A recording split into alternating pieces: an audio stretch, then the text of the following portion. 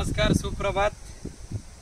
पुन्हा एकदा एक रविवार गावी थोडं शेतातलं काम करण्यासाठी आणि पावसाच्या वातावरणाचा आनंद घेण्यासाठी, आणि तो या व्हिडिओच्या माध्यमातून तुमच्याशी शेअर करतोय। माझ्या मागे हे जे झाड आहे हे आहे गुलमोहराचं झाड। गुलमोहर आहे हा, एक 4 वर्षापूर्वी मी लावला होता। आयुष्यातली सगळ्यात कठीण गोष्ट तुम्हाला सांगतो, आयुष्यातली कठीण गोष्ट जर कुठली असेल तर एखादं झाड लावणं आणि ते पूर्ण वाढेपर्यंत त्याची काळजी घेणं। त्यावेळी मी अशी 20 झाडं माझ्या शेतामध्ये लावली होती, 20। त्यातली फक्त 5 झाडं टिकलेली आहेत। त्यातलं एक झाड आहे गुलमोहर, आणि अशी या बांधावरती आम्ही जरा झाडांची रांग करण्याचा प्रयत्न करतो। एक बाबळ पण मी तुम्हाला दाखवतो। ही बाबळ म्हणजे माझ्या शेतातलं सगळ्यात मोठं झाड आहे। ही बाबळ जी माझ्या पाठीशी तुम्हाला दिसते, बालूवरती दाखव, सगळ्यात मोठं झाड आहे, अतिशय मोठं झाड। मला खूप लोकांनी सल्ला दिला की सर ही बाबळ काढून टाका, पण मी ती अजूनपर्यंत काढली नाही, कारण माझ्या शेतामध्ये सगळ्यात जास्त पक्षी पाखरं येतात ती या बाबळीवरतीच। त्यामुळे मी ही अजून ठेवली आहे। कदाचित पुढे काढावी लागेल, कारण याच्यामुळे आजूबाजूच्या झाडांना त्याची धग लागते आणि झाडं पाहिजे तशी वाढत नाहीत। तर ही बाबळ आणि विहीर तुम्हाला दाखवतो। मी तुम्हाला जसं म्हटलं होतं की आपण विहिरीला रिंग टाकली, आणि रिंग टाकल्यानंतर आता पाऊस पण खूप चांगला झाला आहे। तर पाऊस चांगला झाल्यामुळे आता पाणी पण विहिरीला आलेलं आहे, तर ते पाहायला तुम्हाला खूप आनंद होईल। नंतर मी तुम्हाला बाग दाखवतो।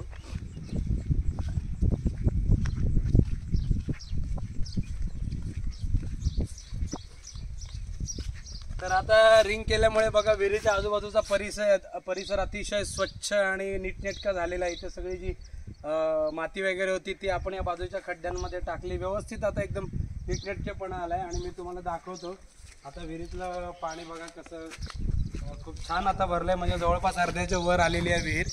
आता लाईट गेल्यामुळे बोरिंगचं पाणी बंद आहे, पण तुम्ही बघू शकता अतिशय निव्वळ आणि स्वच्छ पाणी आता विहिरीला आलेलं आहे। आणि आता ते आपण सीताफळाला सुद्धा सोडतो। तर मागच्या व्हिडिओमध्ये मी तुम्हाला सांगितलं होतं, पाऊस पडल्यानंतर झाडाला पाणी मिळण्याचा जसा एक आनंद असतो, इकडून जरा बाग दाखवूया। झाडाला पाणी मिळण्याचा जसा आनंद असतो, सगळं हिरवगार होतं, तसा एक आनंद असतो। खूप फायदे असतात, पण पाऊस येण्याचे काही तोटे सुद्धा असतात। त्यातला एक मोठा तोटा म्हणजे शेतामध्ये संपूर्णपणे गवत वाढतं।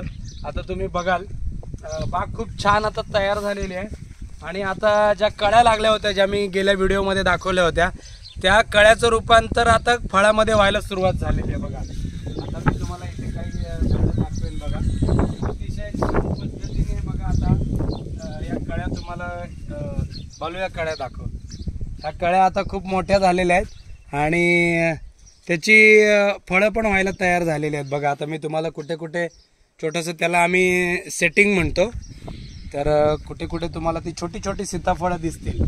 तर अशा प्रकारे आता आपण बघू शकता कशा प्रकारे खूप छान, हे बघा इकडे दाखव बालू, हे बघा याला म्हणतात कळीचं रूपांतर आता सुरुवात झालेली आहे आता फळामध्ये व्हायला। तर अशा खूप छोटी छोटी फळं आता खूप लागलेली आहेत या सगळ्या, आणि बाग तुम्ही बघू शकता।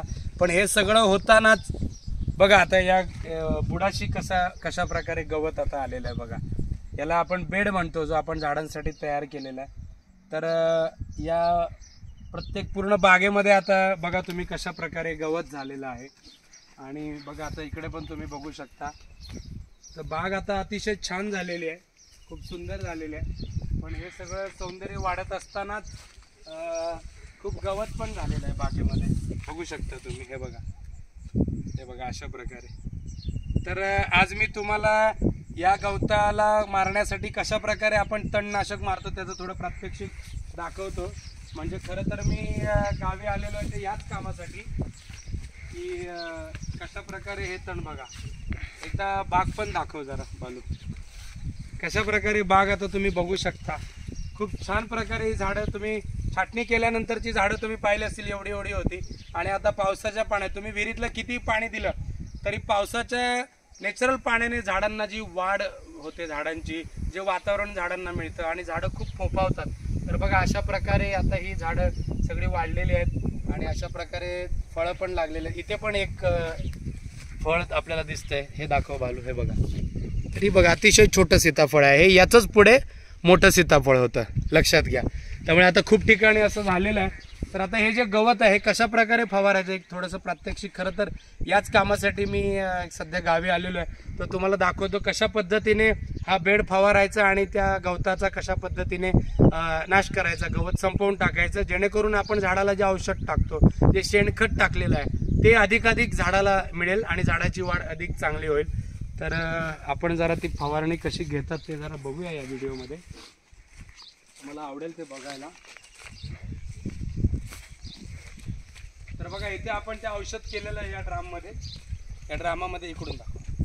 या ड्रामामध्ये आपण ते औषध केलेलं आहे आणि या मशीनमध्ये ते भरलेलं आहे. याला पंप म्हणतात, फवारणीचा पंप.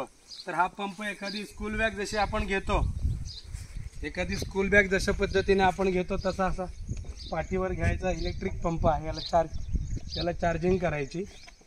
हा पाठीवर घ्यायचं आणि अशा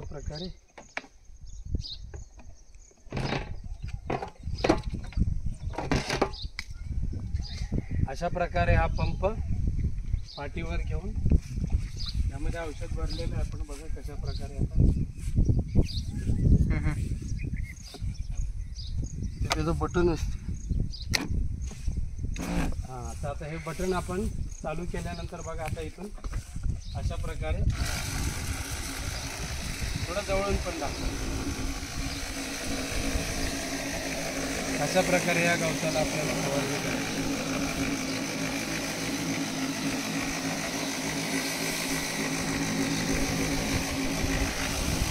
दोन्ही बाजूने, म्हणजे आधी या बाजूने आणि नंतर त्या बाजूने, अशा प्रकारे आपल्याला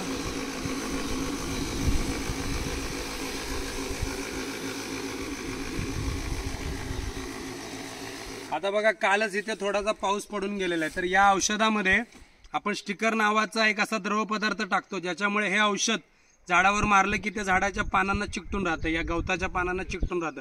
म्हणजे पाऊस आला तरी ते वाया जात नाही, गवत जळतं. तर अशा प्रकारे आपण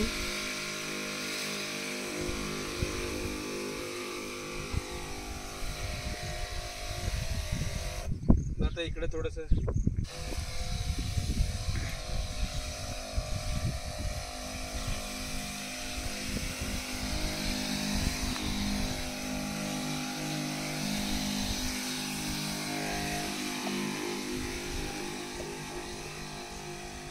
झाडाच्या बुडाला पण जिथे जिथे गवत आहे तिथे तिथे आपण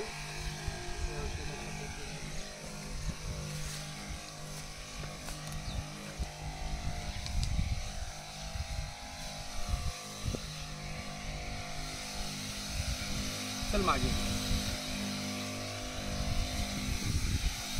आता हे औषध मारताना अजून एक काळजी घ्यावी लागते, ती म्हणजे हे औषध या झाडांच्या कळ्यांवर उडता कामा नये.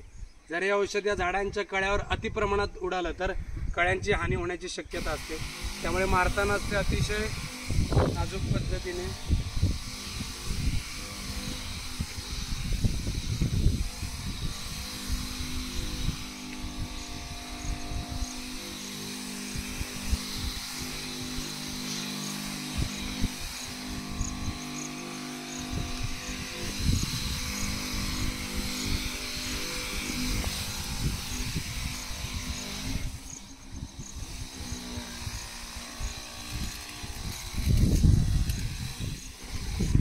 तर अशा पद्धतीने आपल्याला हे सगळं गवत मारावं लागतं. एक 20 लिटर औषध या पंपामध्ये बसतं आणि हे मारल्यानंतर कशा पद्धतीने गवत जळतं ते मी तुम्हाला दाखवतो. बघा गेल्या वेळी मी जेव्हा आलो होतो तेव्हा बघा इथे मी ते औषध मारलं होतं, तर तुम्ही बघू शकता पूर्ण गवत जळून खाक झालेला आहे. म्हणजे खुरपणीचा जो खर्च येतो याच्यामुळे वाढतो, कमी होतो आणि खूप चांगल्या प्रकारे सगळी पूर्ण जो झाडांचा बेड आहे तो आता इथे पण बघा ह्या शेतामध्ये पण आपण त्या पद्धतीने सगळं ते औषध मारणार आहोत. तर ही छोटी बाग आहे, या छोट्या बागेमध्ये पण बघा बुडामध्ये गवत आलेलं आहे, त्याला आपण औषध मारणार आहोत.